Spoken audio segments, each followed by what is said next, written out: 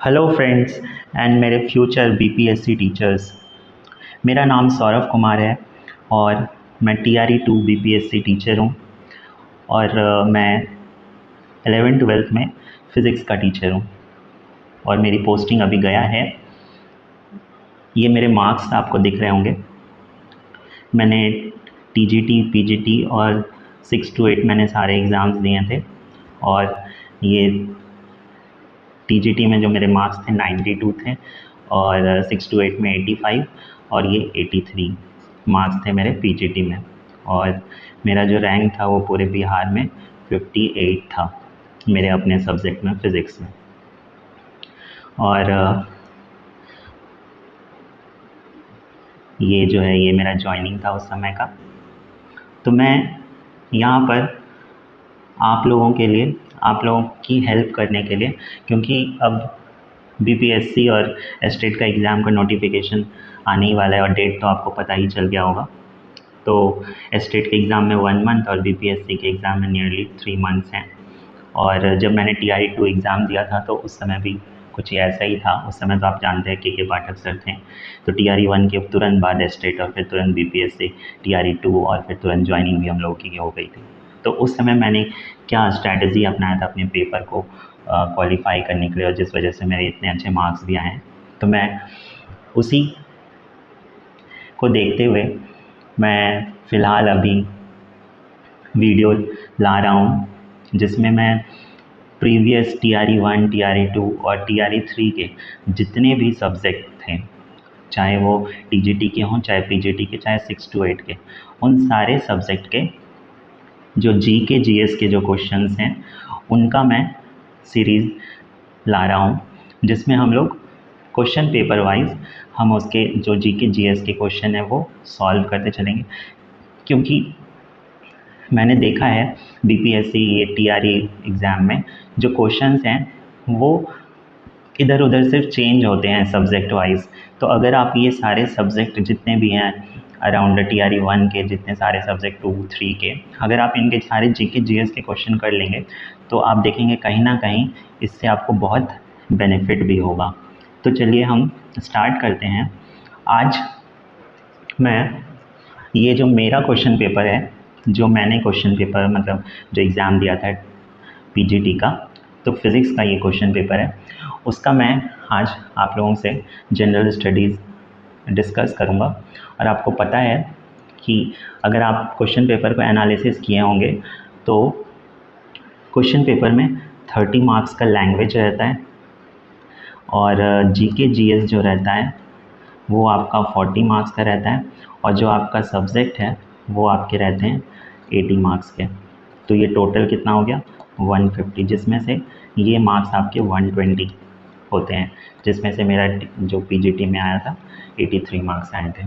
तो अगर आप इस 40 में भी अगर आप जाएंगे, 40 में भी अगर आप देखेंगे जो GK के जो 40 क्वेश्चन हैं, GK के 40 क्वेश्चन, उसमें आप देखेंगे जो मैथ्स हैं, मैथ्स के 8 क्वेश्चन रहते हैं।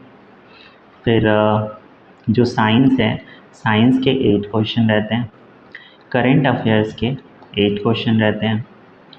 उसके बाद जो आपका ज्योग्राफी हो गया उससे आपके 8 क्वेश्चन रहते हैं और हिस्ट्री पॉलिटी ये मिला लें तो इसके आपके 8 क्वेश्चन रहते हैं। तो आप टोटल देखो, ये टोटल 8 5 40 होता है। तो अगर आप इस अकॉर्डिंग अगर आप अपना प्रिपरेशन करेंगे तो आपको ये रियली बहुत ही बेनिफिट देगा। तो जिसमें से हम मैथ्स के लिए अलग एक सीरीज़ लेके आएंगे, मैं अलग सीरीज़ लेके आऊँगा और हर एक क्वेश्चन पेपर का अभी इस सीरीज़ में हम क्या करेंगे, ये 32 मार्क्स के क्वेश्चन को सॉल्व करेंगे। और मेरी गारंटी है कि आपको देखना ये सीरीज़ बहुत ही हेल्पफुल होगा। तो चलिए स्टार्ट करते हैं हम। तो ये आपका 30 मार्क्स के लैंग्वेज हो गए। यहाँ से आपका जनरल स्टडीज़ स्टार्ट है, जिसमें से फर्स्ट देखिए 31 से लेके 38 तक आपके मैथ्स के क्वेश्चन आपको मिलेंगे। ये 38 टोटल 8 क्वेश्चन। तो हम लोग स्टार्ट करते हैं यहाँ से हमारे साइंस के क्वेश्चन से। जो साइंस का क्वेश्चन हमारा कितना रहता है, 8 क्वेश्चन है साइंस के आपको मिलेंगे। ठीक है, तो चलिए स्टार्ट करते हैं। सो फर्स्ट क्वेश्चन है यहाँ, myopia, myopia is disease in which a person can not see. मतलब क्वेश्चन है हिंदी में कि जो मायोपिया एक बीमारी है जिसमें व्यक्ति देख नहीं पाता। तो मायोपिया जो बीमारी होती है, आपको क्या पता है, ये एक आँख की बीमारी है, ठीक है। इसमें जिसको मायोपिया होता है, मायोपिया में क्या होता है कि जो पास की वस्तुएं हैं वो स्पष्ट रूप से दिखती है, लेकिन जो दूर की वस्तु रहती है वो नहीं दिख पाती। तो मायोपिया से आपको याद रखना है, जो पास की वस्तु है वो साफ दिखती है, तो इसीलिए हम इस दोष को निकट दृष्टि दोष भी बोलते हैं, निकट दृष्टि दोष। और इंग्लिश में इसको हम क्या बोलते हैं, नियर साइटनेस, ठीक है। और यहाँ से और मैं डिस्कस करते चलता हूँ कि और क्या क्या हो सकता है। तो ये इंग्लिश के क्वेश्चन है। तो मायोपिया में क्या होता है, मायोपिया में हमारा जो नियर बाई ऑब्जेक्ट है वो क्लियर दिखता है और दूर की चीज़ें हमें नहीं दिख पाती। और इसको सही करने के लिए कौन सा लेंस यूज़ करते हैं, तो कॉनकेव लेंस यूज़ करते हैं। और एक आई से एक मायोपिया होता है और एक कौन सा होता है, एक होता है हाइपरमेट्रोपिया, हाइपरमेट्रोपिया। तो ये बीमारी में क्या होता है, इस बीमारी में दूर की चीज़ें सही दिखती है और पास की चीज़ें नहीं दिखती। तो और हाइपरमेट्रोपिया को दूर करने के लिए कौन सा लेंस यूज़ करते हैं, कॉन्वेक्स लेंस यूज़ करते हैं। तो आप इसको याद रखिएगा। नेक्स्ट क्वेश्चन पे चलते हैं। तो नेक्स्ट क्वेश्चन है हमारा, बहुत ही ईजी क्वेश्चन है। नेक्स्ट क्वेश्चन है, जो हेरिडिटी वर्ड है वो किसने दिया था, मतलब सॉरी, हेरिडिटी जो वर्ड है वो किस चीज़ से रिलेटेड है। तो आपको पता है जो हेरिडिटी वर्ड है वो किससे रिलेटेड है, जेनेटिक्स से रिलेटेड है, ओके। ये आपका इसका हिंदी क्वेश्चन है।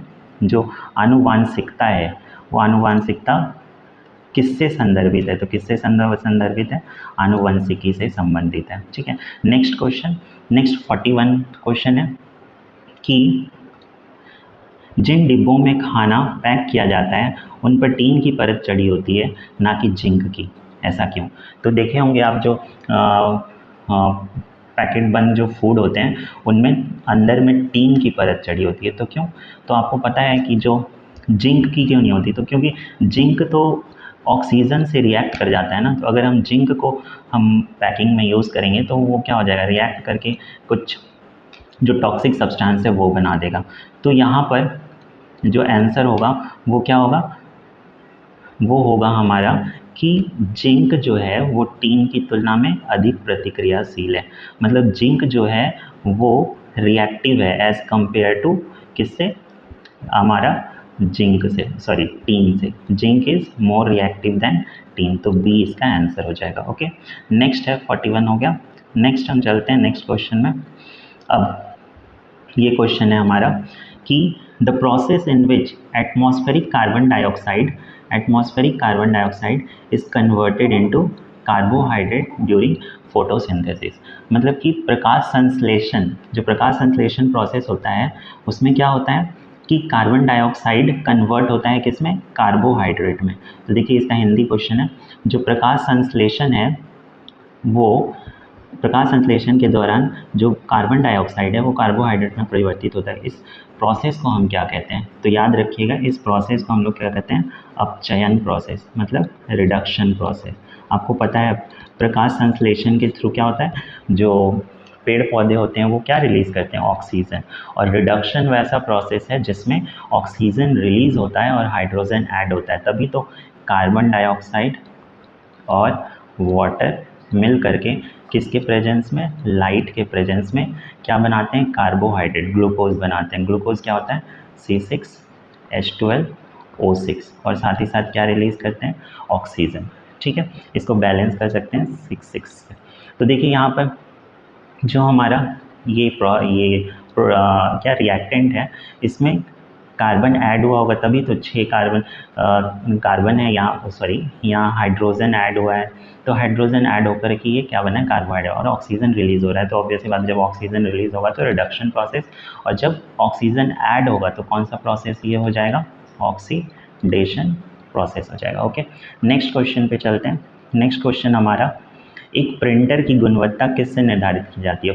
43rd क्वेश्चन, प्रिंटर की गुणवत्ता किससे निर्धारित की जाती है, तो आप देखेंगे प्रिंटर की जो गुणवत्ता है वो बिंदु प्रति इंच, मतलब कि इंग्लिश में देखिए डॉट पर इंचेस, ठीक है। जो प्रिंटर की गुणवत्ता है वो किससे निर्धारित की जाती है, डॉट्स पर इंचेस से।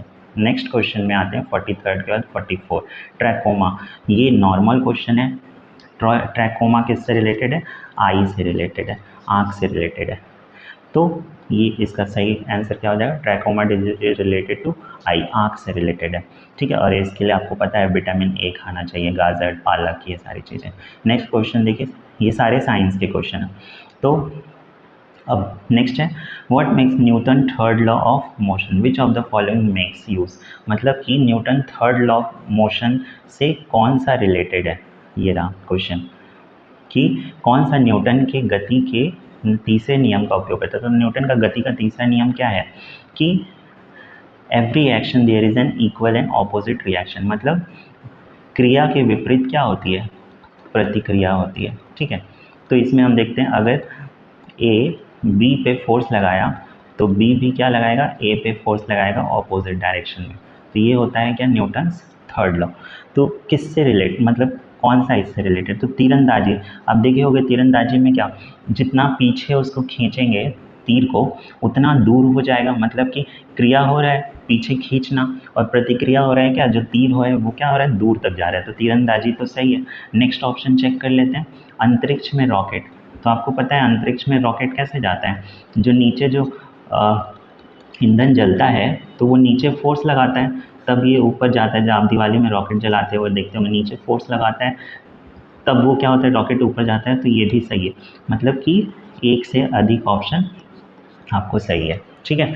तो ये भी चेक करना बहुत ज़रूरी है कि एक से ज़्यादा ऑप्शन तो सही तो नहीं है। नेक्स्ट क्वेश्चन है हमारा 46। तो 46 क्वेश्चन क्या है, रासायनिक गुणों के को अपरिवर्तित रखते हुए एक परमाणु के नाभिक में जोड़े जाने वाले कण हैं।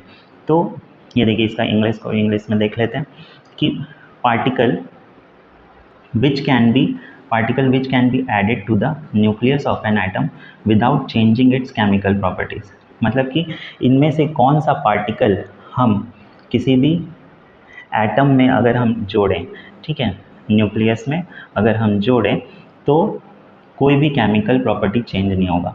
तो आपको पता है जो एटम होते हैं उनके न्यूक्लियस में क्या रहते हैं, न्यूट्रॉन रहते हैं और प्रोटॉन, और इलेक्ट्रॉन क्या करते हैं, रिवॉल्व करते रहते हैं। और आपको ये भी पता है किसी भी परमाणु या एटम में इलेक्ट्रॉन और प्रोटॉन की संख्या बराबर होती है, और वो किसके बराबर होता है, परमाणु संख्या के, जिसको जेड से डिनोट करते हैं।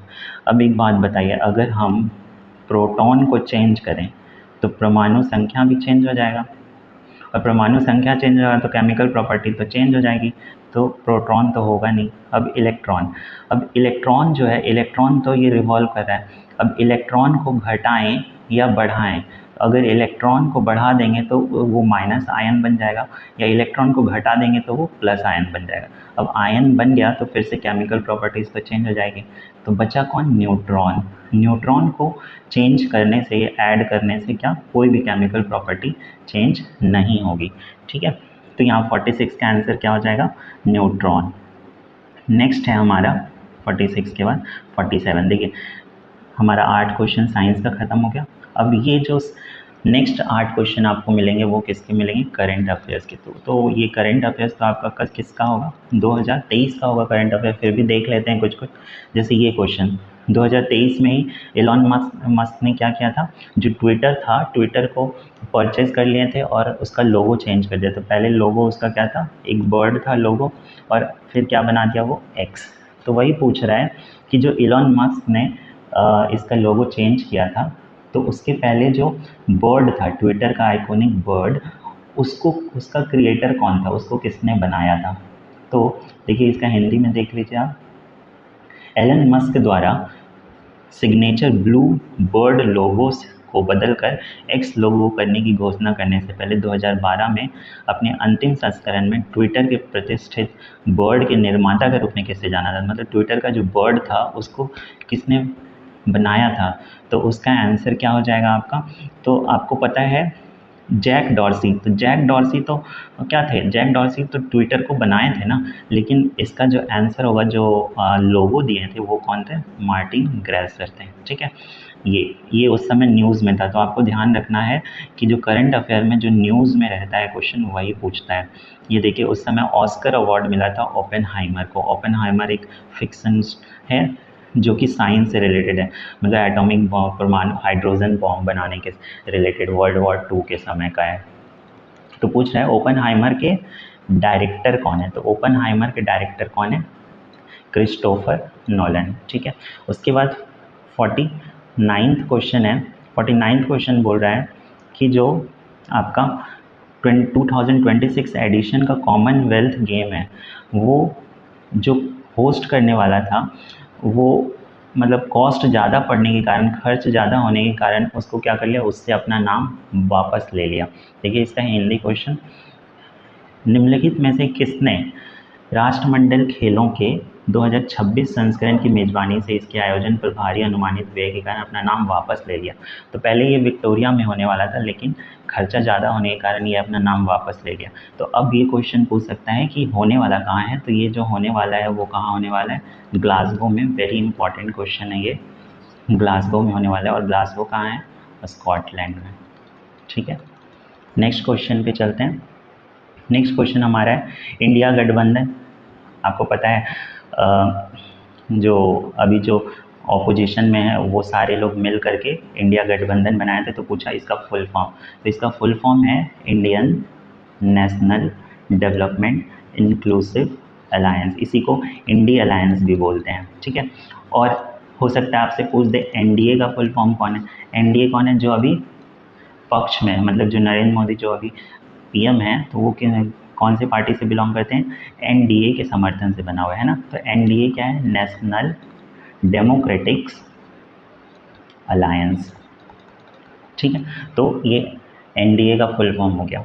नेक्स्ट क्वेश्चन आप देखिए, चंद्रयान, उस समय चंद्रयान 2003 में बहुत ही ज़्यादा न्यूज़ में था। अगस्त में ही उसका न्यूज़ था आया था कि वो लैंड कर गया है। तो क्वेश्चन था कि जब चंद्रयान 2 चंद्र ऑर्बिट ने चंद्रयान 3 के लैंडर मॉड्यूल से संपर्क स्थापित किया, तो उसने उसे क्या संदेश भेजा था? ये बहुत ही पॉपुलर हुआ था क्योंकि उसने बोला था वेलकम बडी, है ना। तो 51 का आंसर वेलकम बडी। नेक्स्ट है 52 क्वेश्चन, 52 नंबर का क्वेश्चन है।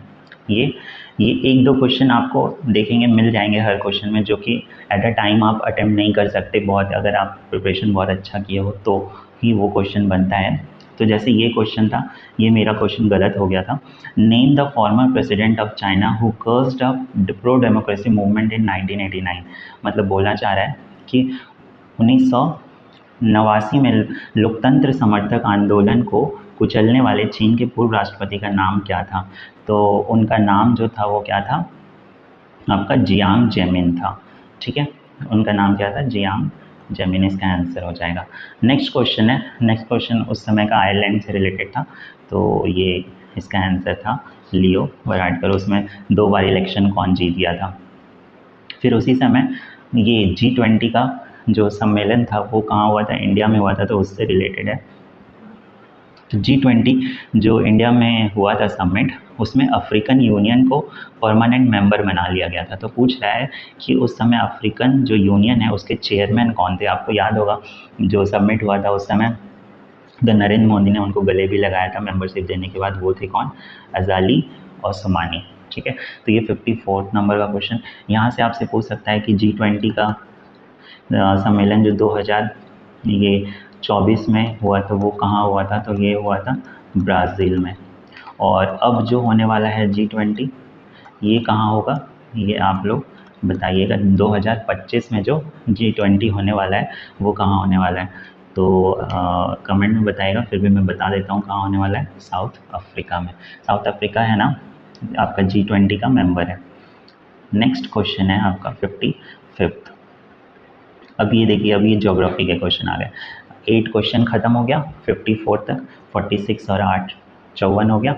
अब नेक्स्ट है ज्योग्राफी से रिलेटेड क्वेश्चन। तो बोल रहा है, चलिए हिंदी में देख लेते हैं।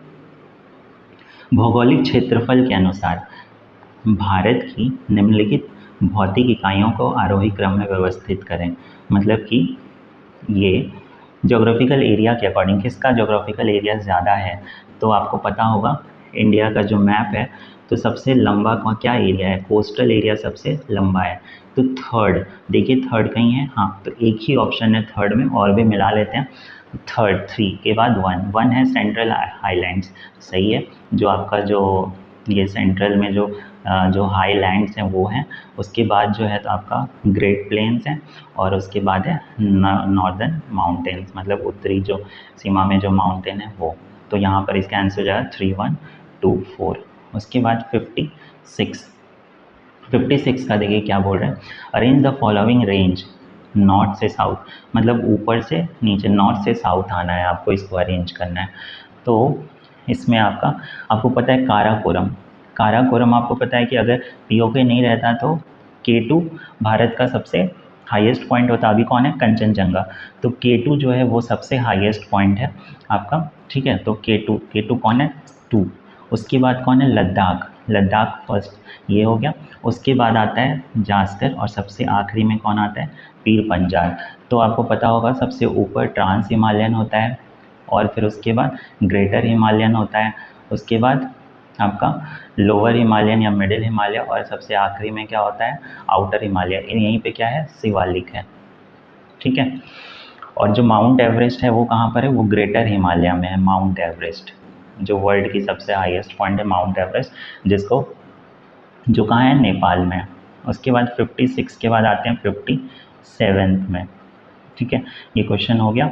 नेक्स्ट 57, तो 57 में बोल रहा है कि during the monsoon season in India most of the cyclone have their origin. तो आप थोड़ा अगर आइडिया लगाएंगे तो आपको आइडिया होगा कि आप सबसे ज़्यादा साइक्लोन के बारे में कहाँ सुने हैं, बे ऑफ बंगाल में, बंगाल की खाड़ी में सबसे ज़्यादा साइक्लोन आते हैं ना, अरेबियन सी में उतना साइक्लोन नहीं आता। और आपको ये भी पता है कि इंडिया से कौन सी रेखा पार होती है, कर्क रेखा, कितना, 23.5 डिग्री, ठीक है। और इंडिया के नीचे से क्या पास होता है, इक्वेटर, कहाँ पर, 0 डिग्री पे, ठीक है। तो जो इसका आंसर होगा 8 डिग्री से 13 डिग्री, तो ये तो बहुत नीचे हो जाएगा। ये जो इसका आंसर है वो क्या है, 10 डिग्री से 15 डिग्री, इस वाले रीजन में सबसे ज़्यादा आपको दिखता होगा। यहाँ अंडमान निकोबार, तमिलनाडु, ये यहाँ पर सबसे ज़्यादा साइक्लोन आते हैं, और फिर ये बढ़ के कहाँ जाते हैं, उड़ीसा और बंगाल होते हुए बांग्लादेश में। तो इसका सही आंसर है क्या, ये आपका 10 डिग्री नॉर्थ से 15 डिग्री नॉर्थ। नेक्स्ट क्वेश्चन आते हैं। नेक्स्ट क्वेश्चन है कि which of the following area is not landslide prone area, sorry. तो जो 58 है बोल रहा है कि सबसे ज़्यादा भूस्खलन कहाँ होता है, ठीक है। प्रॉन एरिया मतलब सबसे ज़्यादा भूस्खलन कहाँ हो रहा है, लैंडस्लाइड मतलब भूस्खलन। तो इसके लिए आप याद रखिएगा, तो अभी देख रहे होंगे, अभी बहुत सारे न्यूज़ में हिमालयन रीजन में बहुत सारे क्या होते हैं, लैंडस्लाइड होते हैं, तो ये आंसर तो नहीं होगा। उसके बाद वेस्टर्न रीजन, आपको पता है वेस्टर्न रीजन थोड़ा क्या है, उठा हुआ पार्ट है। तो ये जो आपका इंडिया का मैप है, तो ये वाले रीजन में बहुत ज़्यादा भूस्खलन होता है। और उसके बाद ये जो ऊपर का रीजन है, यहाँ हिमालयन रीजन, यहाँ बहुत होता है भूस्खलन। और उसके बाद ये जो आपका एरिया है, यहाँ भी भूस्खलन बहुत होता है। तो ये एरिया हो गया नॉर्थ ईस्टर्न रीजन, ये नॉर्दर्न रीजन, और ये वेस्ट। तो बच कौन गया, ईस्टर्न रीजन। यहाँ लैंडस्लाइड बहुत कम के बराबर नहीं होता है, तो इसका आंसर है ईस्टर्न घाट। नेक्स्ट क्वेश्चन है आपका, which of the following coast of India is most affected by violent tropical cyclones, मतलब कि सबसे ज़्यादा इफेक्ट कौन होता है साइक्लोन से, कौन सा एरिया। तो फर्स्ट ऑप्शन है मालाबार। तो वही साइक्लोन, आपका साइक्लोन, तो ये अभी एक क्वेश्चन था आपका, कौन सा क्वेश्चन था, 57 की सबसे ज़्यादा साइक्लोन कहाँ आता है। तो सबसे ज़्यादा साइक्लोन तो आप कहाँ आता है, बे ऑफ बंगाल में। तो यहाँ पर आप देखोगे मालाबार रीजन कौन सा रीजन है, केरला वाला रीजन, और केरला वाला रीजन तो अरेबियन सी में आता है। उसके बाद कोरोमंडल आपको पता है तमिलनाडु वाला रीजन है, तमिलनाडु आंध्र प्रदेश वाला रीजन है कोरोमंडल। और कोंकण फिर से कहाँ है, ये आपका महाराष्ट्र से लेकर के कर्नाटका तक का रीजन जो है वो कोंकण रीजन। तो ये भी तो अरेबियन सी में आ गई ना, तो ये ए ऑप्शन और सी ऑप्शन नहीं होगा। कोरोमंडल जो ऑप्शन है वो क्या है, सही ऑप्शन है। कोरोमंडल तट पे सबसे खतरनाक वाला क्या आता है, साइक्लोन्स आता है। इसकी जगह हो सकता है तमिलनाडु भी ऑप्शन दिया रहे। उसके बाद 59 के बाद 60 नंबर का क्वेश्चन है, बोल रहा है कि when running water cuts through clay soil and makes deep channel, मतलब कि जो देखते होंगे बारिश होती होगी तो जो पानी जो बहती है, तो जो पानी बहता है तो उससे चिकनी मिट्टी को क्या करता है, काटता चले जाता है और एक चैनल बनाता है। देखे होगे आप जो पानी जब बहता है तो ऐसे गड्ढा गड्ढा करके चैनल बनता है, उसको क्या बोलते हैं, तो इसको हम लोग क्या बोलते हैं, गली कटाव, और इंग्लिश में उसको क्या बोल देते हैं आपका, गली इरोजन। ठीक है, इसका आंसर क्या हो जाएगा, गली इरोजन। उसके बाद है question next, Which of the following receives heavy rainfall in the month of October and November? Month October November में हैवी रेनफॉल कहाँ होता है, तो आपको पता है जब मानसून लौटता है इधर से, तो सबसे ज़्यादा हैवी रेनफॉल किधर होता है, तमिलनाडु में। आप सुनोगे बाढ़ वाढ़ आ जाता है ठंड के समय में, जब हमारे पास ठंड हो, हमारे यहाँ ठंड होती रहती है, तो तमिलनाडु वाला रीजन। और तमिलनाडु वाला रीजन कौन है, कोरोमंडल कोस्ट।